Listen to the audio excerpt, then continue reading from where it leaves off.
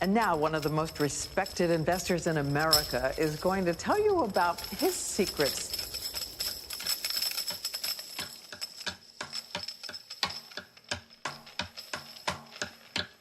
Warren Buffett. It's the sound of money. Billionaire investor Warren Buffett, the second richest man in America. He's estimated to be worth about $62 billion. It makes him the richest man in the world. You know, Buffett is not exactly what you might expect. Even though he's in the money business, he doesn't even own a calculator or a computer. He takes the long view, and it's made him billions, many billions. Maybe you can beat the House, but I don't think you can beat Warren Buffett. Buffett filed his first tax return at 13 years old. But he's no average billionaire, Tom. No, he certainly isn't, Matt. He's a $44 billion average Joe. Warren Buffett has an approach that doesn't make him very popular with his fellow billionaires. Warren Buffett, the boy from Nebraska who grew up to become the Wizard of Omaha. What was it about him that allowed him to become the richest man in the world? How did he do it?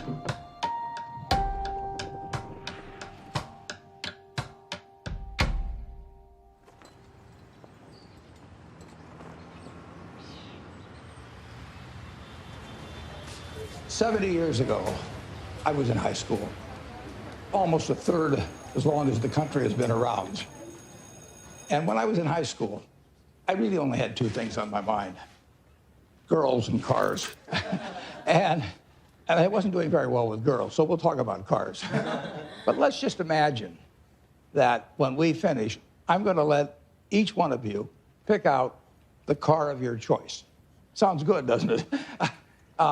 Pick it out, any color, you name it. It'll be tied up with a bow, and it'll be at your house tomorrow.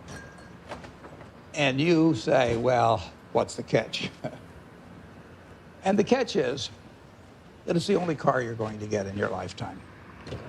Now, what are you going to do knowing that that's the only car you're ever going to have and you love that car? You're going to take care of it like you cannot believe. Now, what I'd like to suggest is you're not going to get only one car in your lifetime, but you're going to get one body and one mind, and that's all you're going to get. And that body and mind feels terrific now, but it has to last you a lifetime. I'm on the way to the office. It's all of a 5-minute drive. Been doing it for 54 years. One of the good things about this 5-minute drive is that on the way there's a McDonald's, so I'll pick up something. Good morning. Thank you for choosing McDonald's. Go ahead and order whenever you're ready. I'll have a sausage McMuffin with egg and cheese. Anything else? That's it. Thank you. And I tell my wife, as I shave in the morning, I say either 261, 295, or 317. And she puts that amount in a little cup by me here, and that determines which of 3 breakfasts I get. Okay, 295. There's How the you two. doing, sir? Hey, great. You're on candid camera. I see. Hello, everybody. When I'm not feeling quite so prosperous, I might go with the 261, which is 2 sausage patties, and then I put them together and pour myself a Coke. Hi, how are you? 317 is a bacon, egg, and cheese biscuit, but the market's down this morning, so I think I'll pass up the 317 and go with the 295.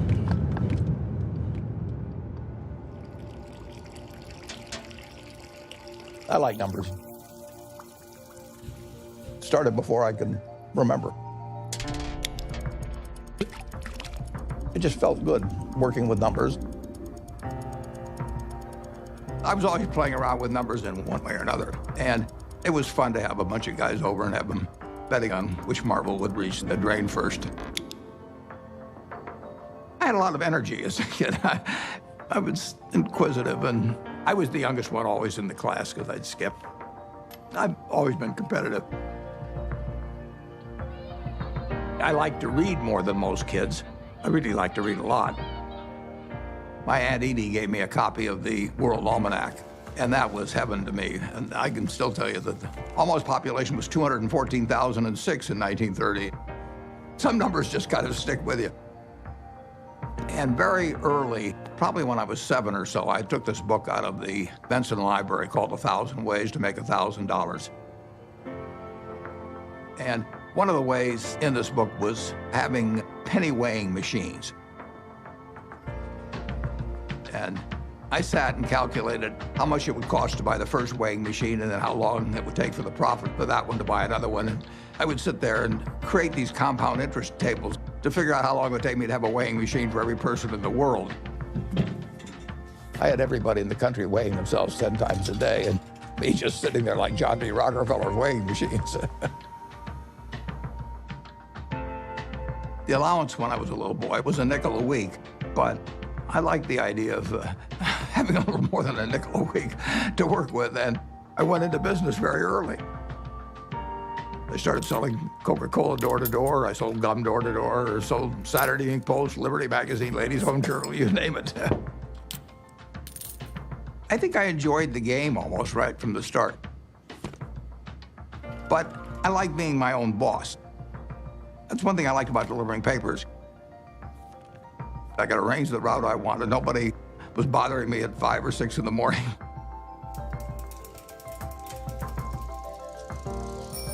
I was delivering 500 papers a day, and I made a penny a paper, but in terms of compounding, that penny turned into something else.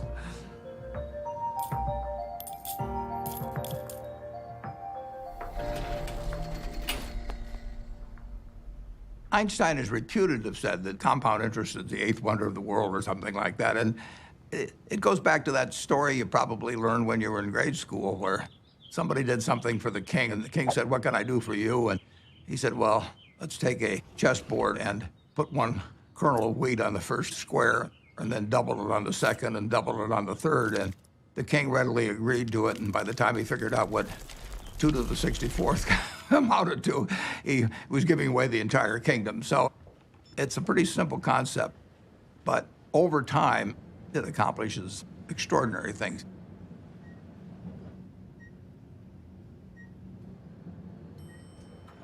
Berkshire is an amazing company. It's 4th largest company in the Fortune 500. He is the only person who has ever, from scratch, built a company that is in the top 10 of the Fortune 500.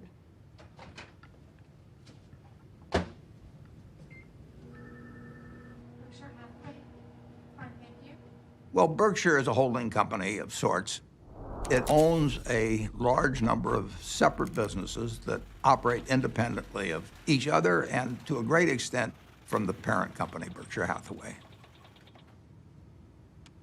My favorite green gold, so strong. All right, well, we're going to get more from you in a second. We have maybe 70, maybe 80 businesses, and we ask them to behave in a way that doesn't hurt our reputation at Berkshire Hathaway, but they run their own lives. Other people do most of the decorating of the office, so various things come in. Originally, when I moved in 1962, you can see this. I went down to the South Omaha Library, and I think for $1, I got 7 copies of old New York Times from big times like the Panic of 1907. This is one, 1929, obviously. But I wanted to put on the walls days of extreme panic in Wall Street, just as a reminder that anything can happen in this world. I mean, it's instructive art, you can call it.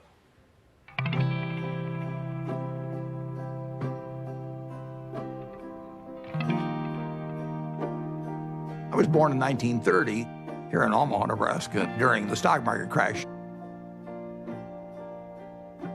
Well, my dad lost his job in 1931, a year after I was born.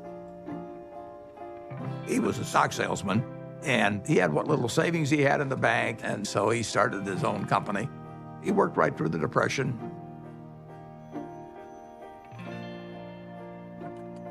He had an investment company, and as an adult, when I look back, I thought, wow, did that ever take a lot of nerve?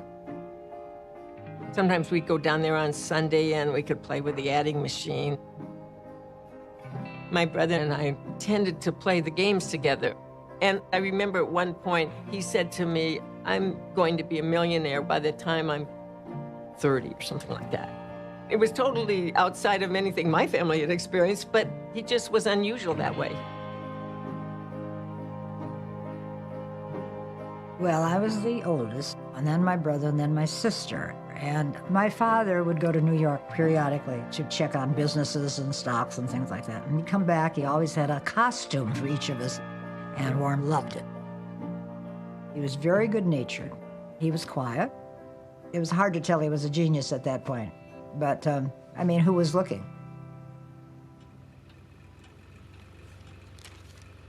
The first books I read on investment were actually in my dad's office.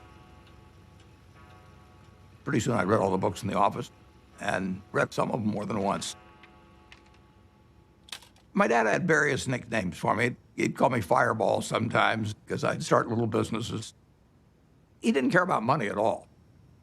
He believed very much in having an inner scorecard and never worry about what other people are thinking about you. You know, just if you know why you're doing what you're doing, that's good enough.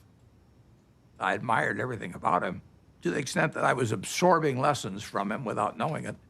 And the idea that all lives have equal value is something that all three of his children felt since I can remember. My dad, at one point, ran for Congress when I was 12 or so. It was a very Republican household. I campaigned for him, my sisters campaigned for him. The whole family did. My mother was very, very bright, and she was very gregarious. She was a good campaigner for my dad. She had a lot of ambition, and I think my brother Warren got a lot of his extreme competitiveness from my mother, actually. She was brilliant at math. You know, I guess they still had these things where you crank them and things added up, and she could add it in her head faster than the machine could do it. She was absolutely amazing in that. She was very dutiful about taking care of the kids, but you didn't get the same feeling of love. It was there, but it didn't come out the same way as with my dad. In the nation, the only permanent way to prosperity is a balanced budget. Unless that goal is achieved, all post-war plans will collapse like Hitler's conquest. You have heard Congressman Howard L. H. Buffett, Republican member of the House of Representatives from Nebraska, speaking on... When I was about 12 or 13, we moved to Washington, my family, and I was mad. I was having fun in Omaha. I lost all my friends, and now I moved to a town where they were all strange. So I was very, very unhappy. At school, I just lost interest. I took pleasure in tormenting my teachers. At that time, for example, AT&T was the stock that all teachers owned for their retirement. And I decided that it would drive my teachers a little crazy if I went short the stock, because when you go short a stock, you're betting that it will go down. So I shorted 10 shares of AT&T and then brought the confirmation to school and showed these teachers that I was shorting the stock. They found me a big pain in the neck, but they did think I knew a lot about stocks. And then at home, my mother would have terrific headaches. And you didn't want to be around her when she was having the headaches. And she would lash out more. She would never do it in public. Well, I think we were terrified of her. When I'd wake up in the morning, I'd listen to hear her voice. I could tell by her voice it was going to be a terrible day or not. When she got difficult, the three children felt it. When I was at the low point, sort of, I decided that I would run away. So I talked two other guys into running away with me. We went out and we started hitchhiking. And then we got picked up by the highway patrol, and that scared the hell out of us. It's very interesting. My dad never really gave me help about doing this. But he finally said, you know, he said, you can do better than this. And just saying that, I mean, I felt I was letting him down, basically. So in all ways, He was teaching me. He never taught by telling me things. He just taught by example. He had unlimited confidence in me, even when I screwed up. And that takes you a long, long way. The best gift I was ever given was to have the father that I had when I was born.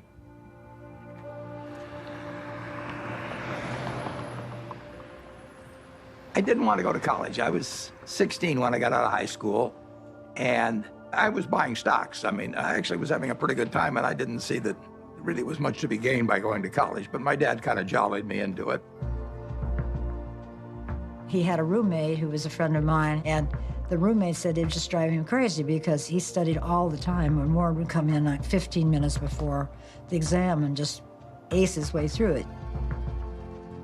I finished in 3 years because I had enough credits, then I was in a hurry. I wanted to get out.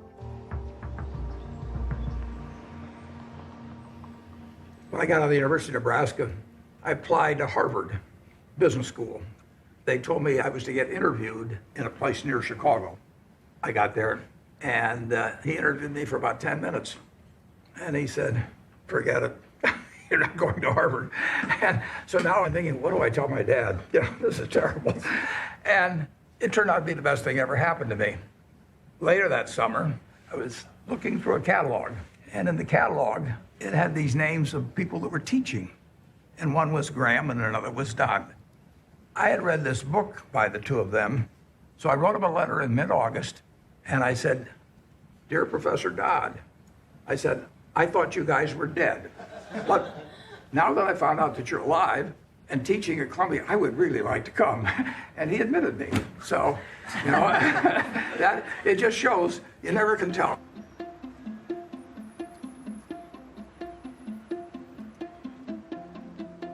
Gentlemen, that's Graham. Ben was this incredible teacher. I mean, he was a natural, and he drew us all in. Are Wall Street professionals more accurate in the shorter term than the long-term forecast? Well, our studies indicate that you have your choice between tossing coins and taking the consensus of expert opinion. And the results are just about the same in each case.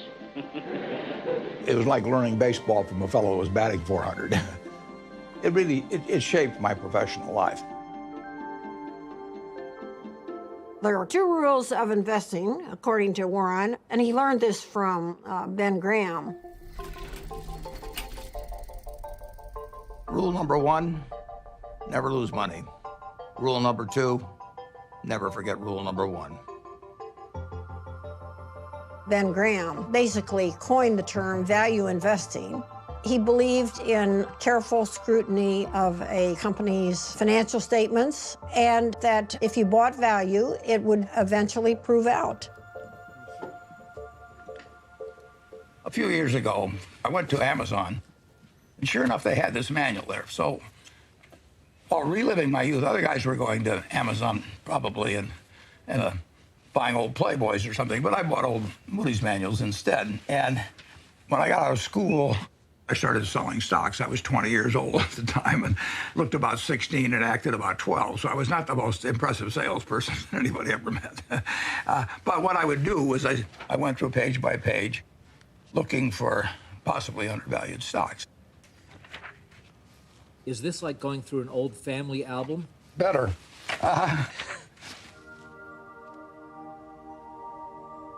When I got out of business school at Columbia, I developed pretty decent skills in terms of business, but I hadn't really come to terms with the world exactly.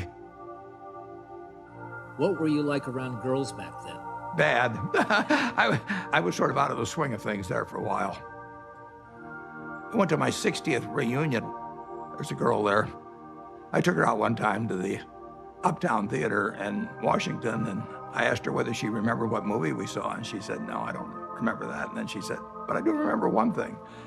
And like an idiot, I said, what was that? And she said, well, you picked me up in a hearse. And it was true that I owned a half interest in a hearse when I was in high school, which was not the smoothest thing, or coolest, as I would say now, the thing that you could do on a date. There were 2 turning points in my life. Once when I came out of the womb, and once when I met Susie, basically. She was the girl, yeah. But it took her a little longer to figure out I was the boy. I was going to be his youngest sister's roommate at Northwestern. So I walked into their house, and he was sitting in this chair, and he made some sarcastic quip. So I made one back. I thought, who is this jerk? And that's how we met, yes. Listen, Warren is smarter than you even know. His brain is going all the time. And my dad said to me, now you have to understand about him. You're not going to have discussions with him like you would most normal people. But he has a heart of gold.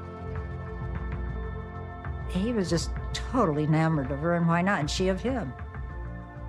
She'd sit on his lap all the time, and he'd stroke her hair. It was softening him. Susie was really kind, considerate, and she was the balancing force. I just got very, very, very lucky. But I was a lopsided person, and it took a while, but she just stood there with a little watering can and just nourished me along and changed me. Somebody once said that the chains of habit are too light to be felt until they're too heavy to be broken. I had been terrified of public speaking. I couldn't do it. I'd throw up. And I knew if I didn't cure it then, I'd never cure it. And so I saw an ad in the paper for the Dale Carnegie course, which worked on developing your ability to speak in public.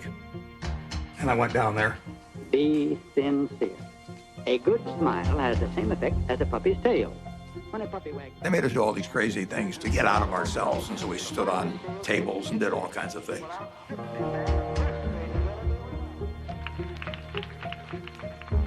If I hadn't have done that, my whole life would have been different. So in my office, you will not see the degree I got from the University of Nebraska. You'll not see the master's degree I got from Columbia University, but you'll see the little award certificate I got from the Dale Carnegie course. As a matter of fact, every week, the instructor would give a pencil to whoever had done the most with what we'd learned the week before. And so in the fourth or fifth week, I proposed to her mother, and she said yes. And so that week, I won the pencil, and I also got engaged. I mean, it was an incredible week. The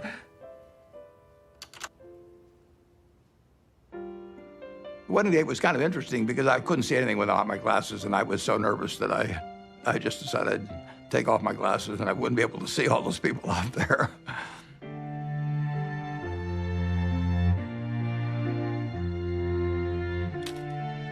She was 19 when we got married, and I was 21.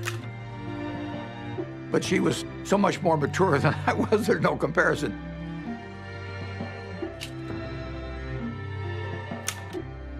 She was a better person than I was.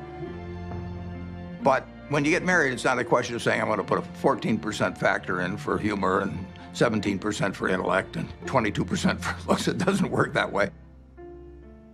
I knew it was the right decision, and it was.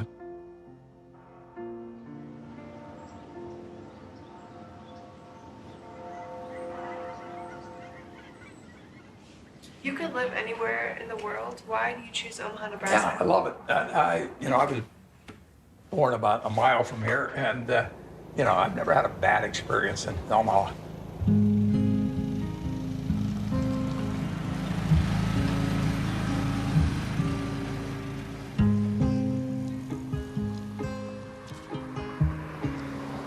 Omaha and Nebraska are home to me.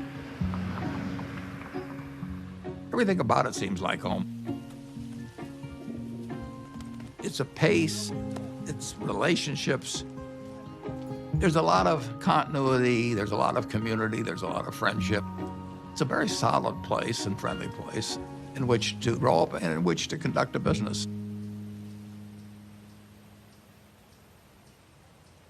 When I came back to Omaha in early 1956, I had no idea what I was going to do.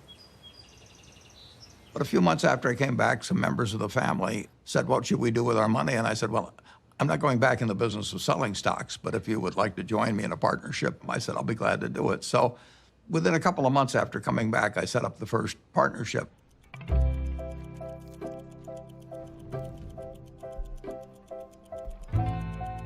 I wrote all the checks individually. I filed 11 income tax returns. I took delivery on stocks for all the different companies.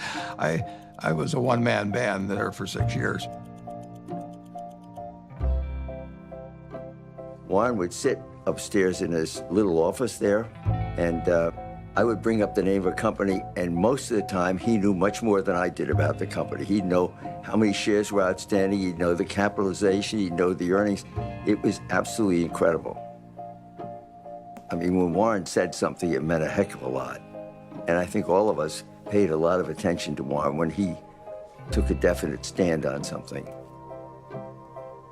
When I first met Warren back in 1959, I recognized immediately that he was a very intelligent person. For the last 4 or 5 years, the stock market has been booming along and presumably forecasting better business, which has really not materialized. So maybe the stock market is really correcting a previous incorrect forecast this time rather than making a new correct one. He made a lot of money buying thinly traded securities that were incredibly cheap statistically.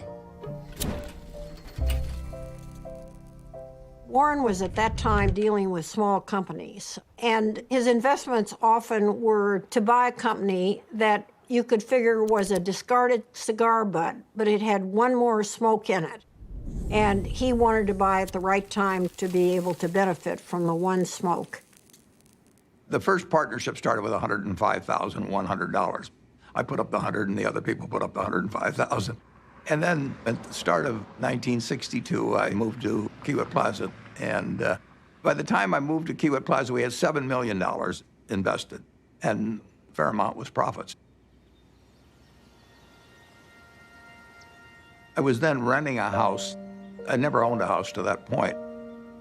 And then 2 years later, I bought the house I live in today in 1958.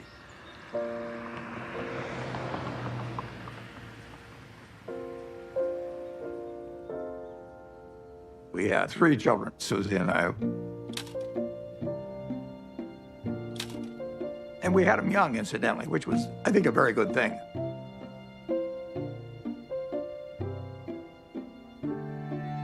My daughter Susie was born here.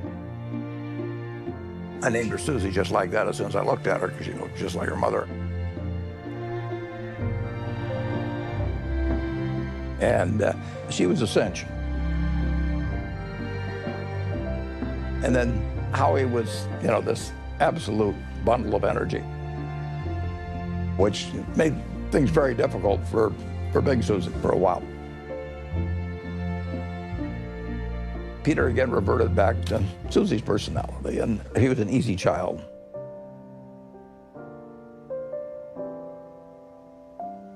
Well, you know, I would describe my childhood as normal, but who knows what normal is. People often think, you know, well, Warren Buffett was this famous rich guy. He was not famous and he wasn't rich when we were growing up.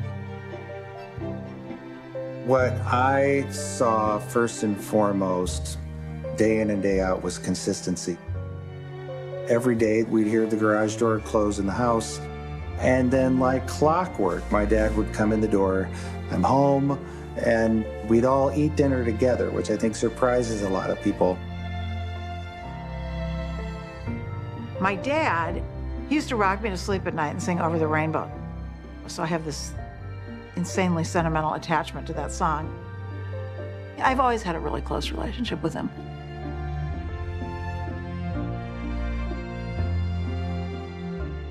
I've got 3 very different kids, and they've got a common heart, which they got from their mother. She did most of the work, by far, of bringing up the children, which was probably a good thing. They have more of her qualities than mine, which I would recommend. Well, my mom was the biggest part of my life growing up. Even though I got disciplined on a regular basis, and she was usually the one doing it, she was still my best friend. She was somebody who would help anybody. I mean, whether she knew them or didn't know them, or maybe even didn't agree with them, she would still help them. She was incredibly empathetic, and she was interested in every person individually. She never cared about money or business at all. I mean, he would go around saying, I'm going to be the richest man in the world. And I think, well, it's like somebody says I play music and I'm going to be Mozart. I don't know. How does anyone know? How does anyone know, you know? So that was okay. I don't really care about that. I would say that Susie led Warren toward changing his political views. He grew up as a young Republican. His father was a Republican congressman. But Susie saw things in different ways. She was the catalyst.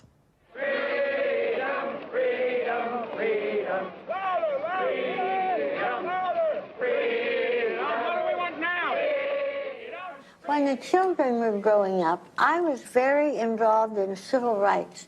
I was immersed in it, and I think that's what made Warren a Democrat. He would go with me to hear speakers. I remember that speech that Martin Luther King gave.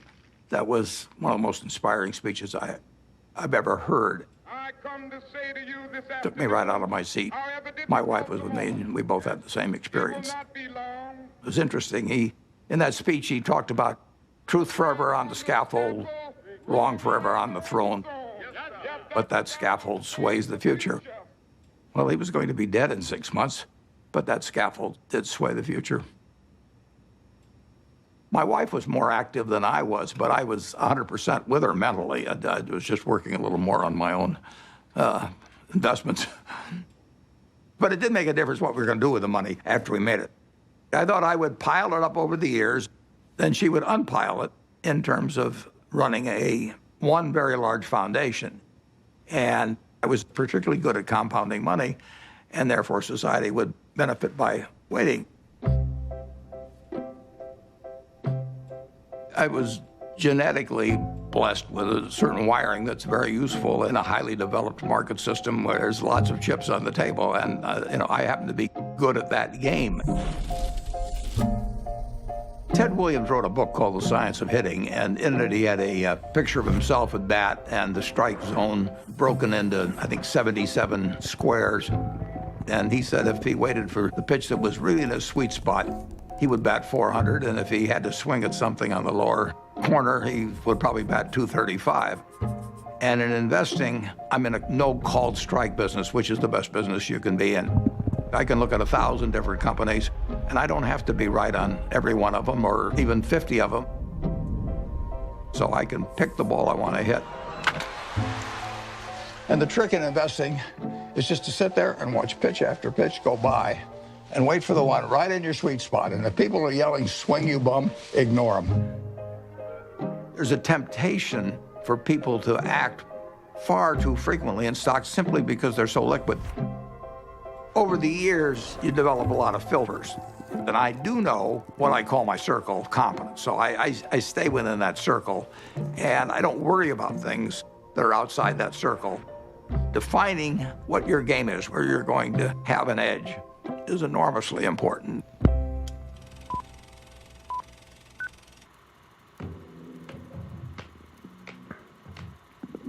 I bought the first shares of Berkshire in 1962, and it was a northern textile business destined to become extinct eventually. And it was a statistically cheap stock in a terrible business. Berkshire Hathaway was closing mills, and as they closed mills, it would free up some capital, and then they would repurchase shares. So I bought some stock with the idea that there would be another tender offer at some point, and we would sell the stock at a modest profit. And at one point, the management asked me at what price we would tender our stock, and I said $11.50. And the tender offer came out a few months later, and it was at $11 3/8, which was 1/8 of a point cheaper. And that made me very mad, so I just started buying more stock. I just felt that I'd been double-crossed by the management, and in May of 1965, I bought enough so we controlled the company. and we changed the management.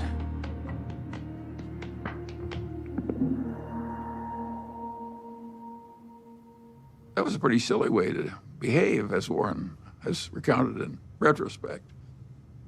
One of the reasons Warren's successful is he's brutal in appraising his own past. He wants to identify misthinkings and avoid them in the future. But it was an accident that he chose Berkshire Hathaway. If the chairman hadn't tried to cheat him out of an eighth, there wouldn't have been any Buffett-Berkshire Hathaway history. If you're emotional about investment, you're not going to do well. You may have all these feelings about the stock has no feelings about you.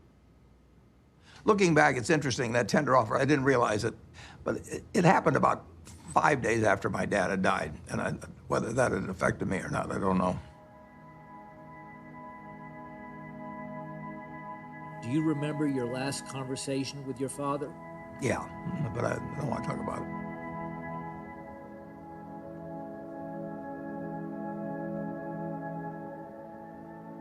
I think it just sobered him and hurt him.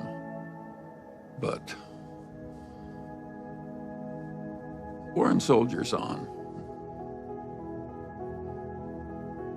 Both Warren and I could look at our fathers and see what they did right and what they did wrong. Warren's father was a real old-fashioned right-wing ideologue. And his father was so intense about it that Warren just decided that it was a mistake. It cabbaged up your head to be that much of an ideologue. So he loved his father, but he didn't want to become that much of a true believer in anything. My politics became more overt after my dad died. Civil rights changed my views. You know, in 1776, Thomas Jefferson wrote, "All men are created equal," and then when they wrote the Constitution, they all of a sudden decided that, no, it was just 3/5 of a person if you were black. I mean, that struck me as kind of crazy.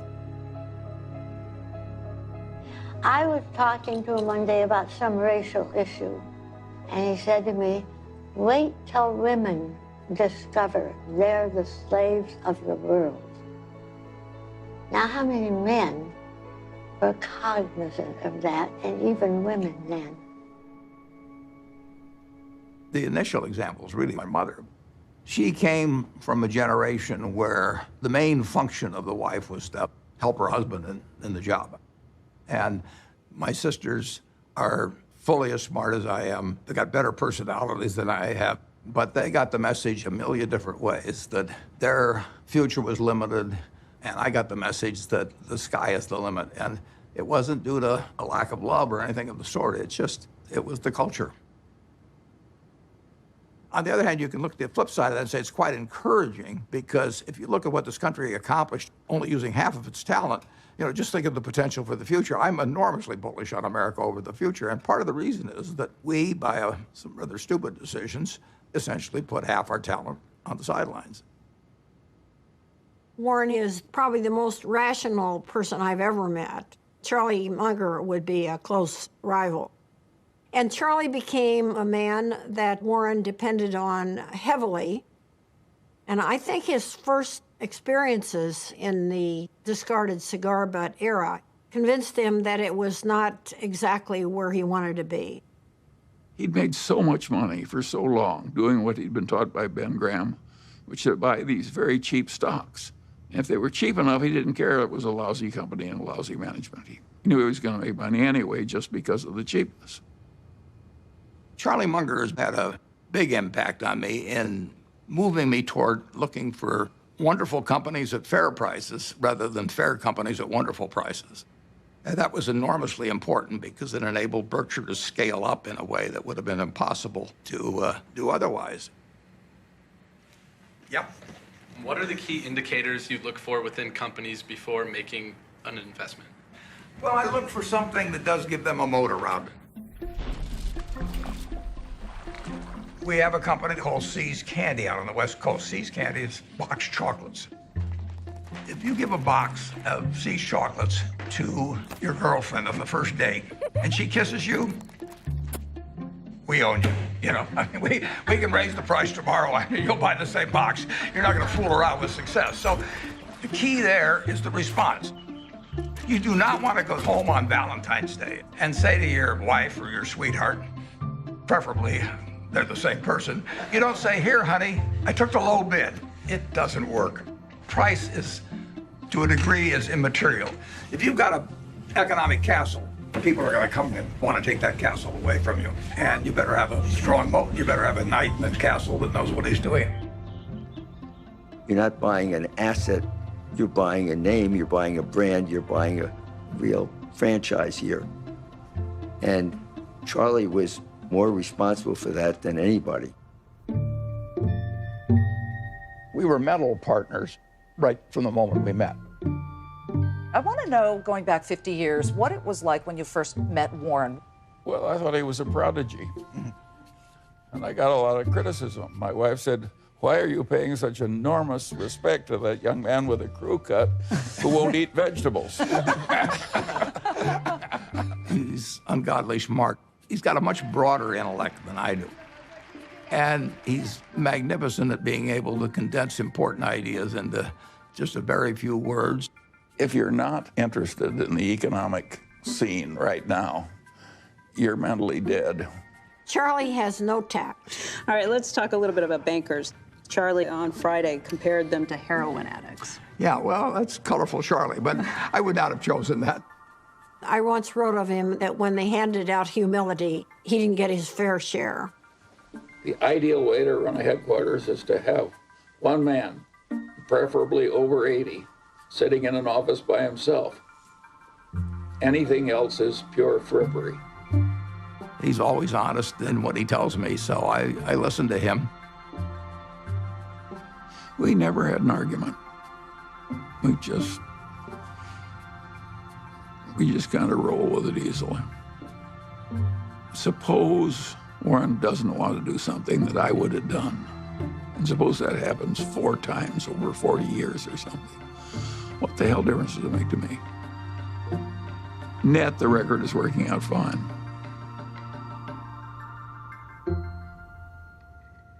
Both of us know that we've done better by having ethics. Warren's not interested in making money by cheating people.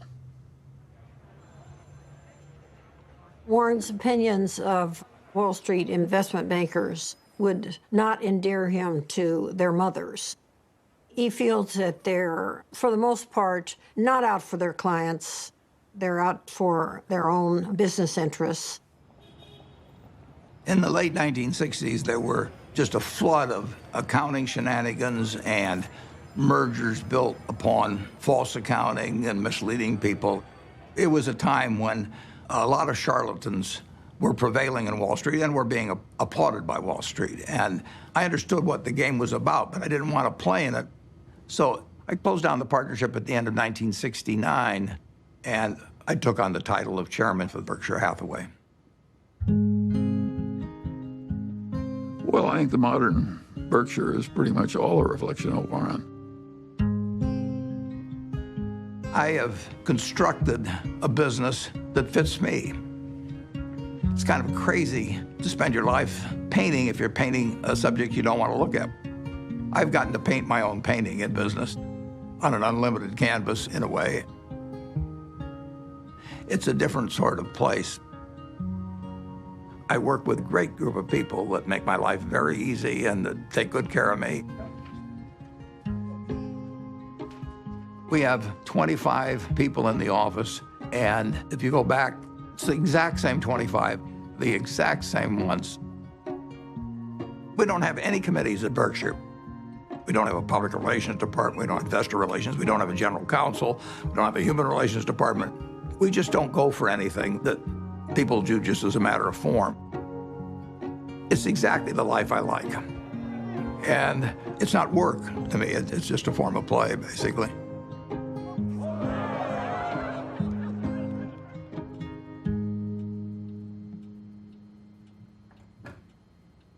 Well, I like things quiet.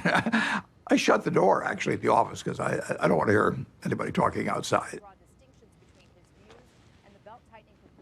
And I still probably spend 5 or 6 hours a day reading. Well, what's amazing is the stuff he remembers. It's like a little computer, you know. I keep thinking the hard drive will run out of space, but it doesn't. He's one of the smartest people we know. So I was at a couple of the family dinners at the Gates house where Mary, Bill's mom, was trying to convince him to come out to the family place at Hood Canal to meet Warren Buffett. And he was resisting because he was really busy with Microsoft. And finally he said, Mom, okay, I'll come for lunch. So the two of us flew out there somewhat reluctantly because, you know, buying and selling stocks, which is how I thought of Warren, wasn't a particular interest to me and didn't seem like value added. It turned out that was completely wrong. We knew that day that we'd be very close friends. In fact, we just couldn't get enough of each other. Shortly after I met Bill Gates, Bill's dad asked each of us to write down on a piece of paper one word that would best describe what had helped us the most. Bill and I, without any collaboration at all, each wrote the word focus. Well, focus has always been a strong part of my personality. If I get interested in something, I get really interested. If I get interested in a new subject, I want to read about it, I want to talk about it, and I want to meet people that are involved in it. We both love to work hard. You know, neither of us like frivolous things. You know, he doesn't know much about cooking or art or a huge range of things. I can't tell you the color of the walls in my bedroom or my living room. I don't have a mind that relates to the physical universe well. Warren checking the Dow. But the business universe, I think I understand reasonably well. Warren's ability to size up people and businesses, it's a pretty magical thing. He is the best at that of anybody we know. We should all try to be 20% as good at that. I like to sit and think, and I spent a lot of time doing that. And sometimes it's pretty unproductive, but I find it enjoyable to think about, particularly about business or investment problems. They're easy. It's the human problems that are the tough ones. Sometimes there aren't any good answers with human problems. There's almost always a good answer with money.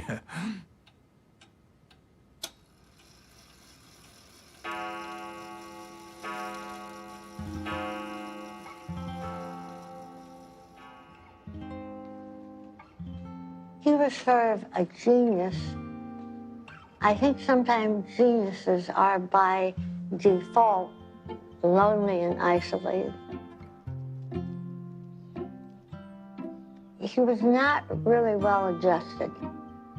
He was just this funny, humorous guy who maybe had a moat around him because he was afraid and he didn't know anyone that he wanted to let in. And to this day, I don't know, well, nobody knows him like I do, and probably any wife would say that. But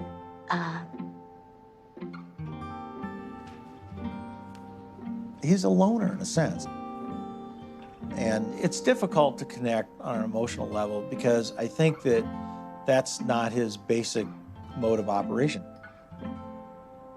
He was there physically, but he was upstairs reading all the time. I always told my mother we have to talk in sound bites. I learned that early on, that if you start, going into some long thing, unless you've explained to him ahead of time that it's going to be a long thing and you need him to hang in there, you lose him. You lose him to whatever giant thought he has in his head at the time that he was probably thinking about before you came in and really wants to get back to. He's not like the rest of us. I don't think my dad ever took anybody for granted, but you are a little bit blind, I think, sometimes to what other people might be doing behind the scenes. And my dad's gotten a little bit of a pass. Warren can't find the light switch, and it's probably my fault. One time, years ago, when the kids were little, I was feeling really sick. I had the flu, so I lay down on the bed, and I said to Warren, will you get me a pan or something from the kitchen? I may not get to the bathroom. I feel so sick. He said, okay. So he trotted down to the kitchen, and I hear this bang, biff, boom, bang. And he comes up and he brings me a colander, and I looked at it and I said, look, honey, this has holes in it. Oh, okay. So he ran down, all this banging with him. He comes up and he puts the colander on a cookie sheet.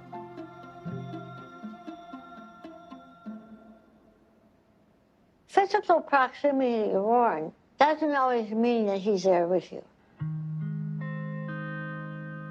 He's so cerebral, you see. And that's why I learned to have my own life. We were two parallel lines, but very connected when he was open to connecting. I did make a joke at one point. I said, we could make a tape of Mom yelling, bye, Warren, I'll be back later, and then have the door slam, and you would just think she was here. I don't think he knew what she was doing most of the time. Once Howie and I were both gone, as we've gotten older, she started to see the writing on the wall here and, just started trying to figure out how she could at least have some more, she called it, a room of her own.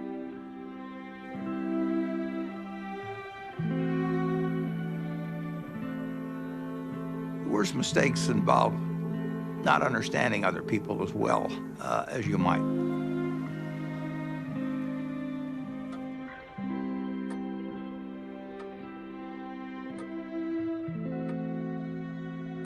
Well, she left Omaha in 1977, and there really isn't much to say about that.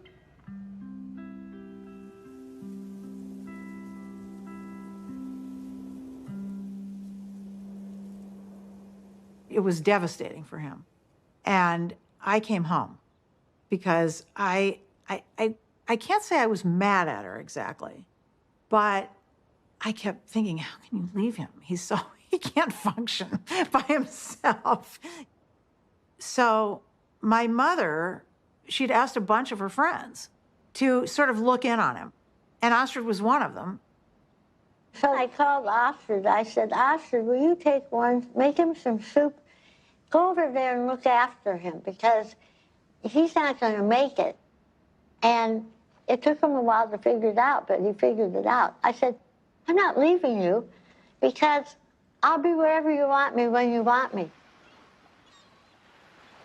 My mom moved to San Francisco, and I think one of the reasons it was important for her to leave Omaha was because she just felt like she was kind of trapped in this environment, that everybody knew who she was, that she, couldn't have her own identity.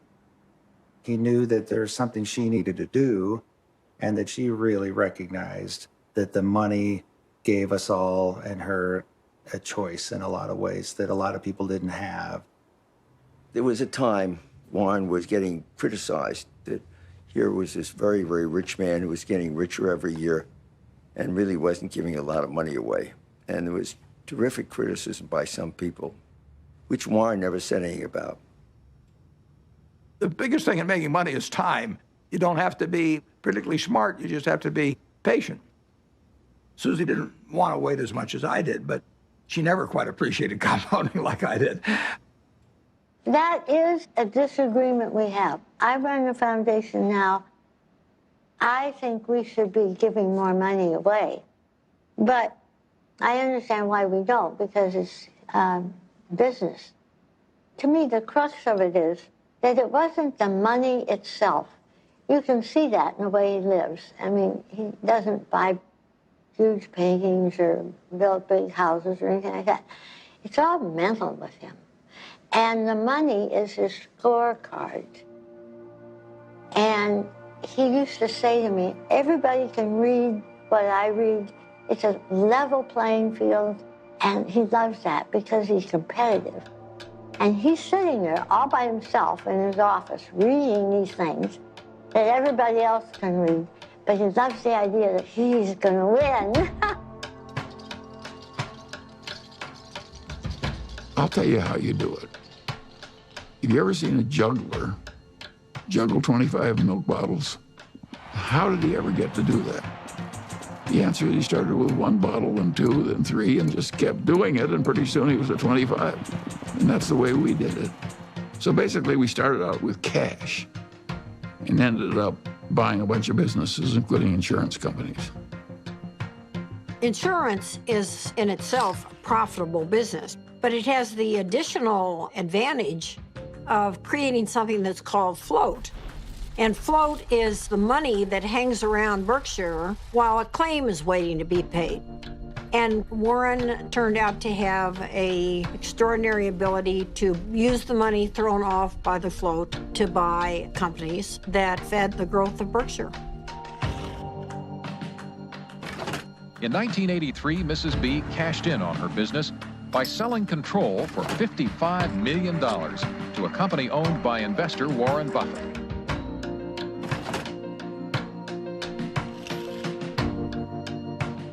Warren was quite an expert about newspapers. He got interested in the Post because he recognized it as a greatly undervalued company.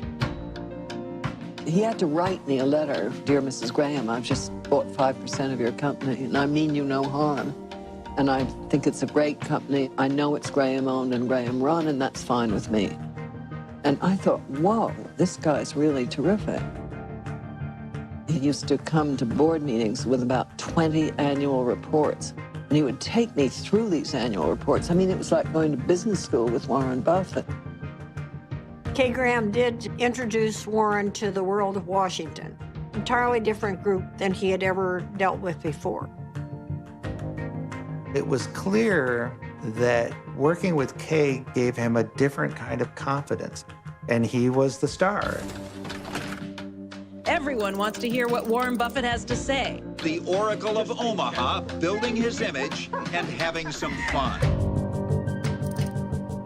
Berkshire shares have increased more than 2,000% in value. One of the largest market capitalizations in the world, and it could grow a lot larger since Warren Buffett shows no sign of slowing down. So how did he do it? By investing in what he knows and understands. Good old-fashioned American brands like Coca-Cola, Fruit of the Loom, and Dairy Queen. What inspired you? This inspired me. Find what you like. Is that what Yeah, absolutely. Today, the Coca-Cola Company will sell almost 2 billion 8-ounce servings of one form or another of Coca-Cola products. Now, if you get an extra penny a day, a penny a serving, that's $20 million a day. That's $7.3 billion a year from 1 penny more. When you own Coca-Cola, you own a little piece of the minds of billions and billions of people. That is really good. Who's got the most $100 bills these days? Well, his name is Warren Buffett in this country, and he has just displaced his friend Bill Gates as the richest businessman in the world.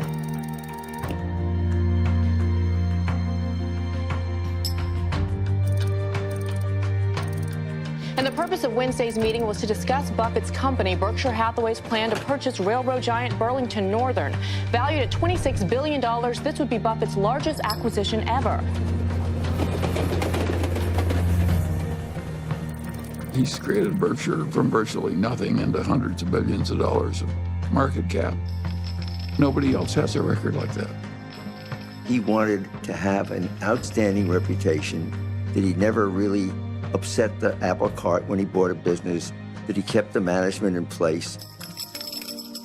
He was establishing a reputation that paid off later in life. It's been building and building ever since I've known him. It takes 20 years to build a reputation, and it takes 5 minutes to lose it. When Warren made his investment in Solomon, I was one of the people, along with many, many others, who were quite amazed because he had taken a very critical tone in talking about investment bankers and about their greed. And here he was investing in one, Solomon Brothers, that was known to be a member of the club. Warren and Charlie went on the board, and Charlie couldn't stand what was going on there and didn't like the culture at all. And shortly after they got involved, the thing exploded.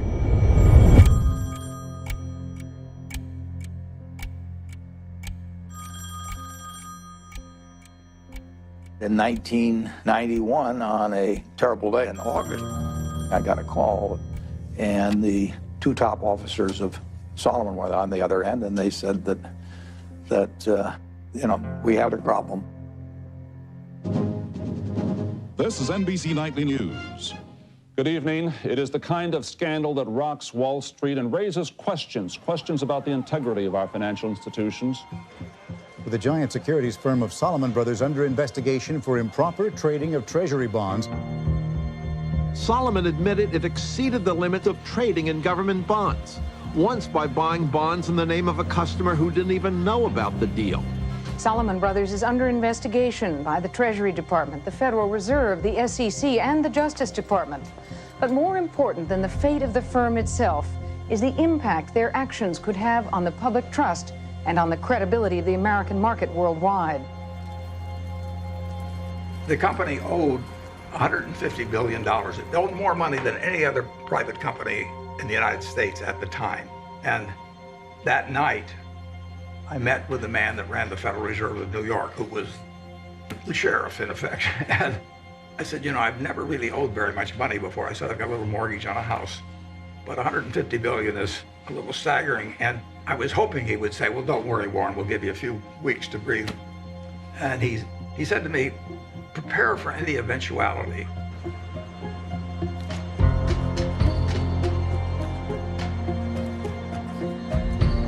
Earlier today, the U.S. Treasury Department announced that it had suspended Solomon Brothers from participating in the auction of new issues. It was one more jolt for scandal-scarred Wall Street. The Fed was in effect saying, you're an evil force and we don't want you trading our bonds. It was a huge turning point for Warren.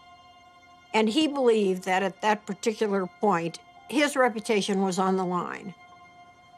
Warren had 24 hours to make up his mind as whether he was going to go forward or just bow out.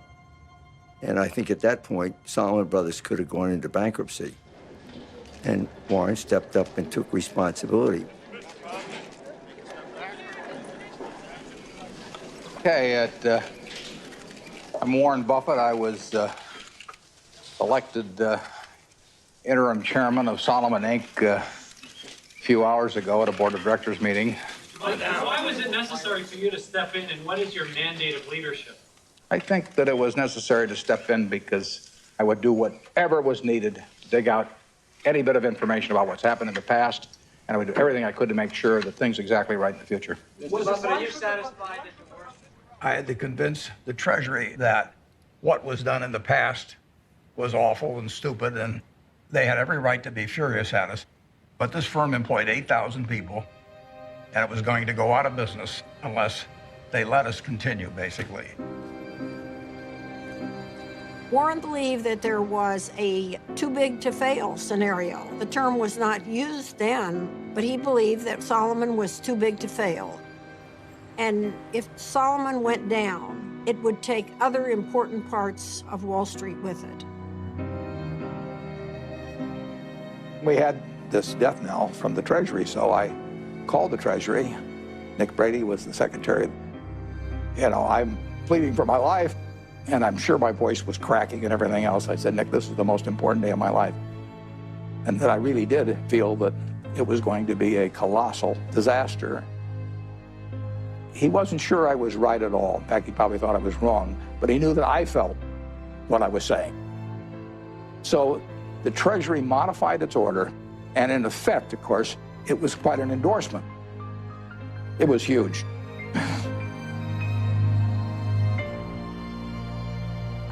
It saved Solomon. Nick Brady went with Warren because he trusted him. It shows how having a good reputation is really helpful in life. I thank you for the opportunity to appear before this subcommittee. I would like to start by apologizing for the acts that have brought us here. The nation has a right to expect its rules and laws to be obeyed. But I also have asked every Solomon employee to be his or her own compliance officer. After they first obey all rules, I then want employees to ask themselves whether they are willing to have any contemplated act appear the next day on the front page of their local paper to be read by their spouses, children, and friends. If they follow this test, they need not fear my other message to them. Lose money for the firm, and I will be understanding.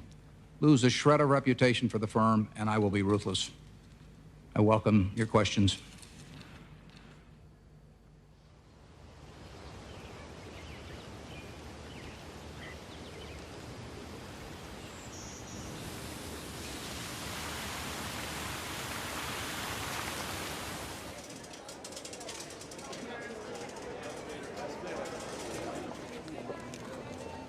It's been 50 years since I formally took control of Berkshire Hathaway, and step by step, we've created something that is kind of what I dreamt we might create over time, but it took a lot of time to do it. It never seemed like we were making that much progress on any one day, but compound interest works. When you think back 50 years ago when you founded this company, did you ever imagine it would be the 5th largest company in the world? No, I didn't. But if I was thinking about it, I wouldn't have thought in terms of being the 5th, or the 4th, or the 3rd. You would have wanted number 1. Well, I mean, if you're going to dream, you might as well dream.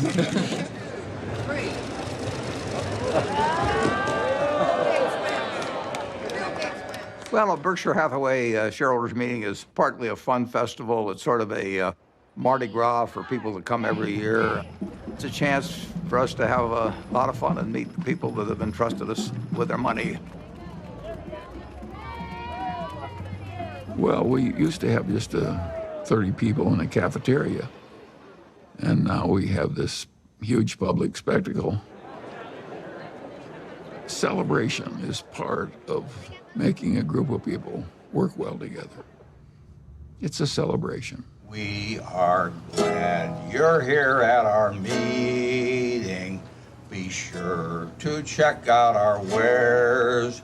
We'll sell you C's candy and dilly bars and insurance for all of your cars, for it's buy all you see at the Berkshire Show.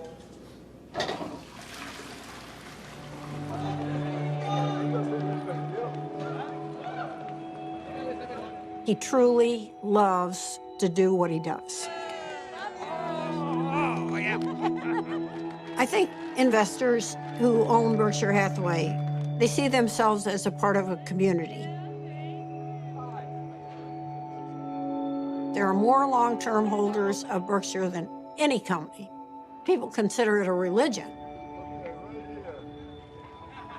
They don't buy it with the idea they're going to sell it next week. I think most of them buy it with the intent of holding it for their lifetime, just like they'd buy a farm or buy an apartment house. At Berkshire, everybody gets the same information from the comprehensive annual report. We don't meet with the analysts. I'm not interested in what an analyst thinks about Berkshire. I'm interested in what the owners of Berkshire think about Berkshire. He came out of a private partnership where people he knew were trusting him. And he had his relatives in the partnership, and they were not rich. And as it got bigger, started treating everybody else the way he treated his relatives.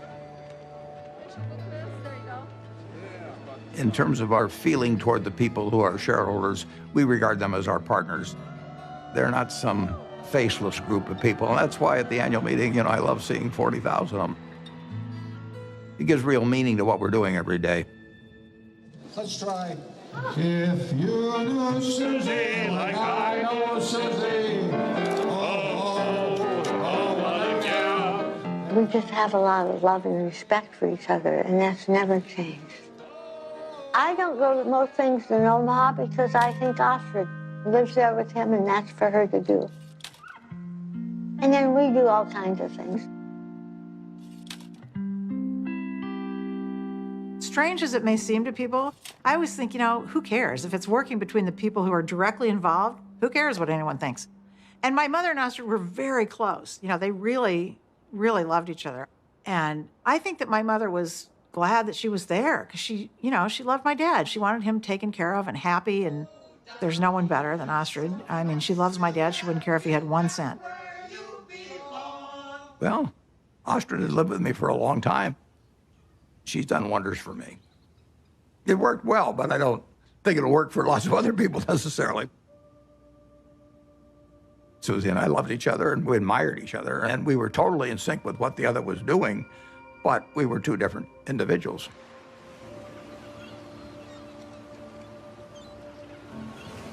The first time Warren came out to San Francisco, we took a walk and he looked around, and he's not very visual. He was looking around and he said, this is your city.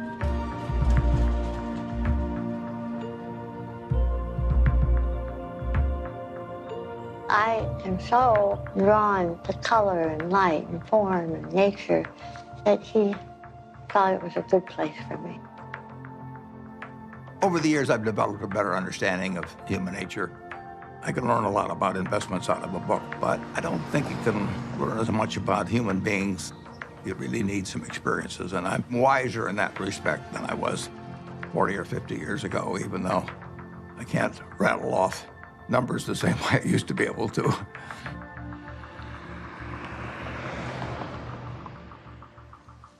Well, I think that what we do reflects who we are.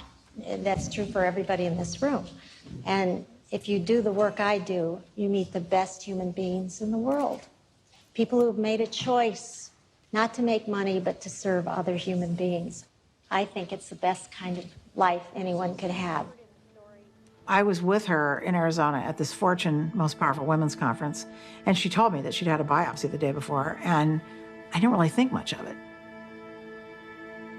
Then we got home, and the biopsy results were not good. It was stage 4 oral cancer.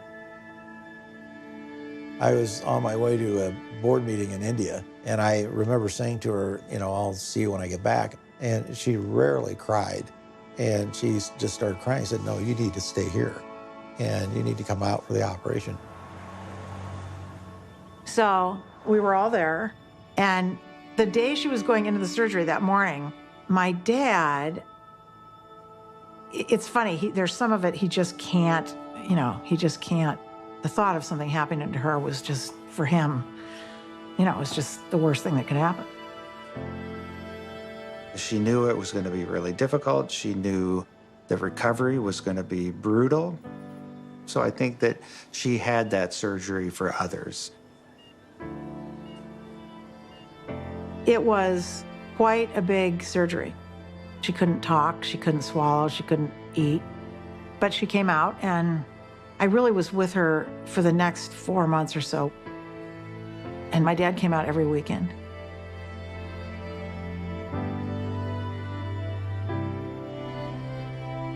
And in a few months, she was doing better.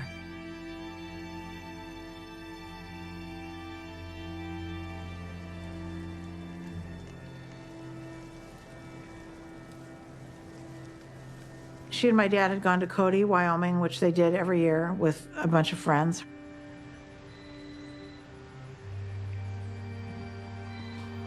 And my dad called, this was, 8 o'clock at night or something. And he said, something happened to Mom. I'm in an ambulance. You need to come. I actually thought something had happened to my dad.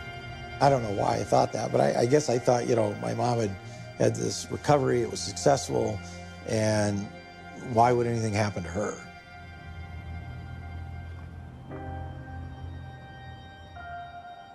It was horrible. And a total shock. She'd been fine. She'd been fine. They went off to Cody, and she was fine, and they were having dinner, and, she didn't feel well after dinner, and she had the stroke.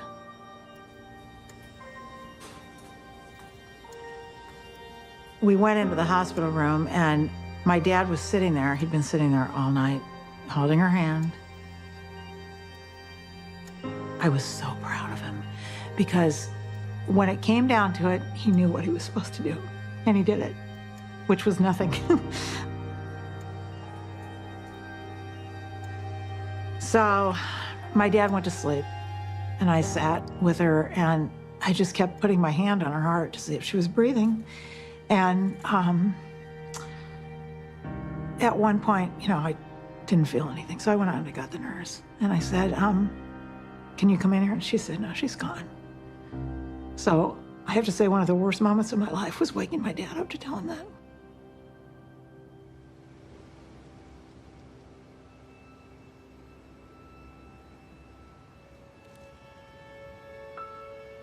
It's a very strange thing, love. You can't get rid of it. If you try to give it out, you get more back. If you try to hang on to it, you lose it.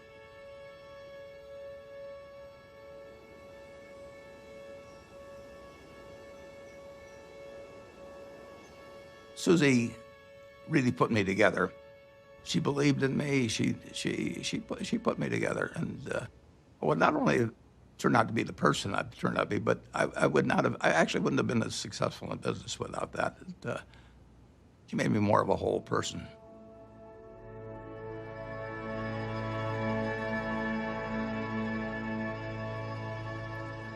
He went dark, essentially quiet and inward for a certain amount of time.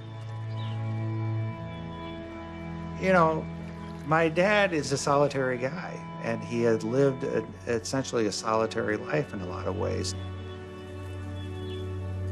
I think it came down to him figuring out how he was going to get through this tunnel and get out the other side.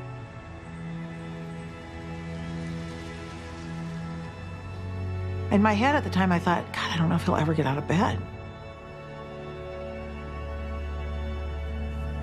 But he did.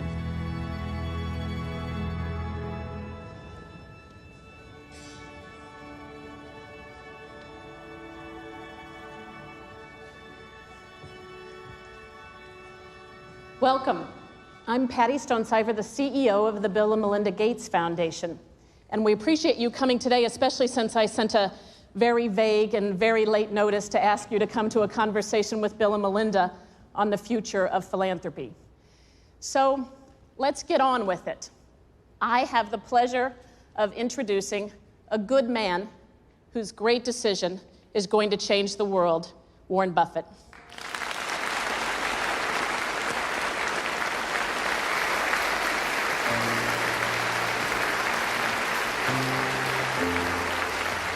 A remarkable decision tonight from one of the richest men in the world.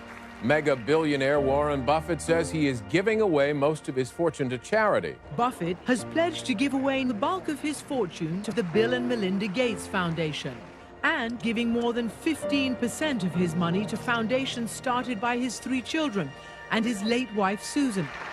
One global health activist called what Buffett did today one of the most remarkably selfless acts that history will ever record. That's a better hand than I get at a Berkshire Hathaway meeting. I'd like to thank you for coming. It's a great day for me. It's a great day for my family. My wife, Susie, and I had planned that whatever I made would go back to society. And originally, I thought she would outlive me and that she'd make the big decision on it. But since her death, I had to rethink the best way to get the money into society and have it used in the most effective way. And I had a solution staring me in the face. It was completely out of the blue. I mean, amazing. The largest single gift ever given was what he gave away that day. I'd like to ask the people representing those various foundations to come out. First 3 letters are easy to sign. I just signed Dad.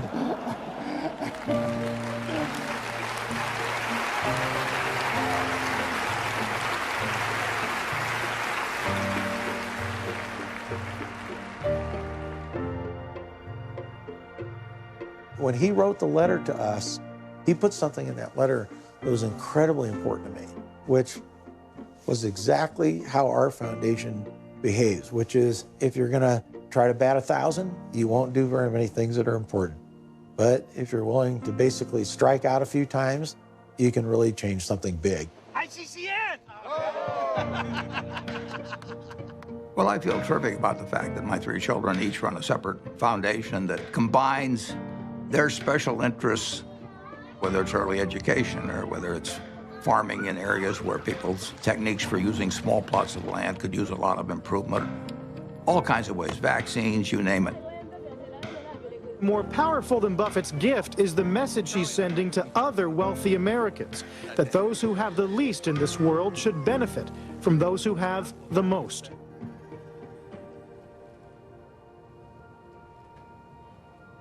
In my entire lifetime, everything that I've spent will be quite a bit less than 1% of everything I make. The other 99% plus will go to others because it has no utility to me. So it's silly for me to not transfer that utility to people who can use it. It's doing me no good.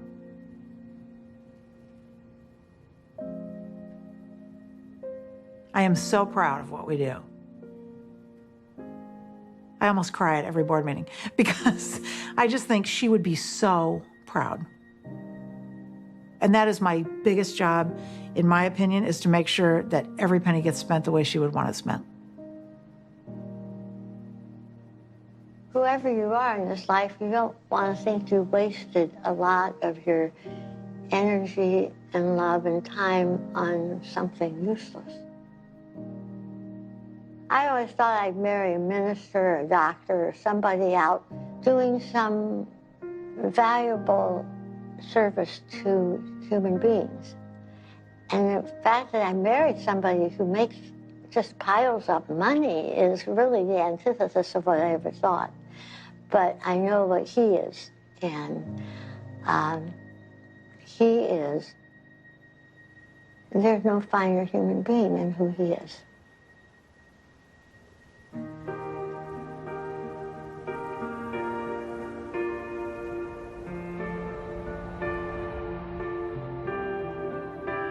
The truth is that I'm here in my position as a matter of luck. When I was born in 1930, the odds were probably 40-1 against me being born in the United States. I did win the ovarian lottery on that first day, and on top of that, I was male.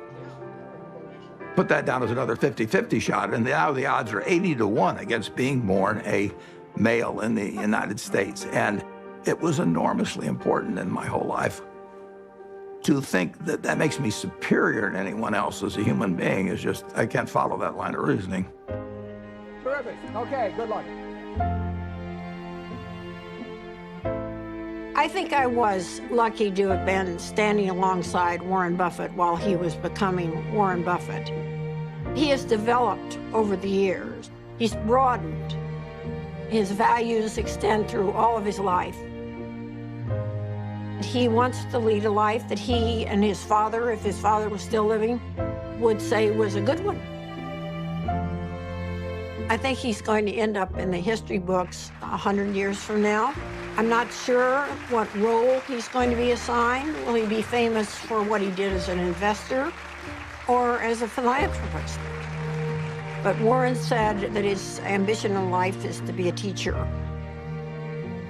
The world is a great movie to watch, but you don't want to sleepwalk through life. The important thing to do is to look for the job you would take if you didn't need a job. And life is wonderful then. I mean, you know, you jump out of bed in the morning because you're really looking forward to the day.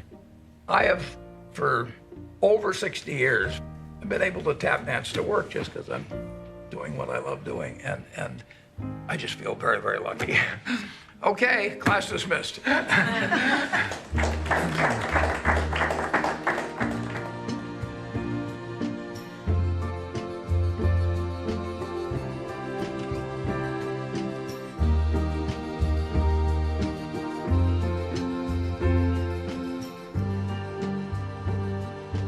Hi.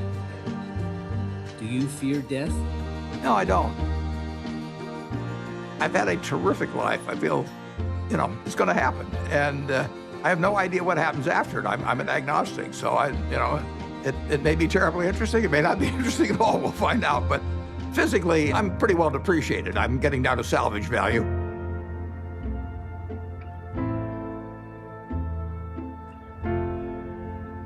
But it really doesn't make any difference at all. It doesn't interfere with my work. It doesn't interfere with my happiness. It doesn't interfere with my thinking.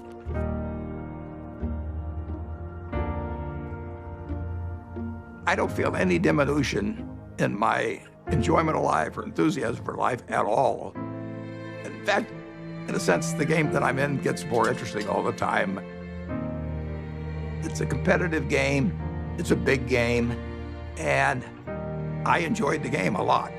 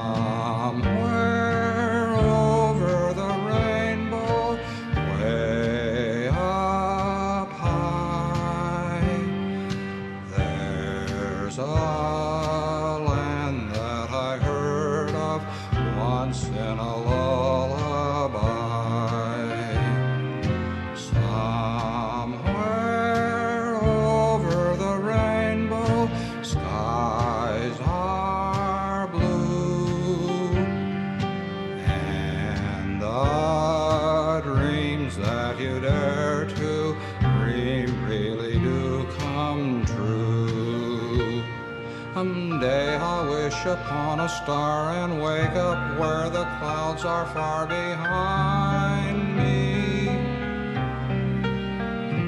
where troubles melt like lemon drops away above the chimney tops. That's where you'll find me, somewhere over the rainbow. Birds fly over the rainbow. Why then, oh, why can't I?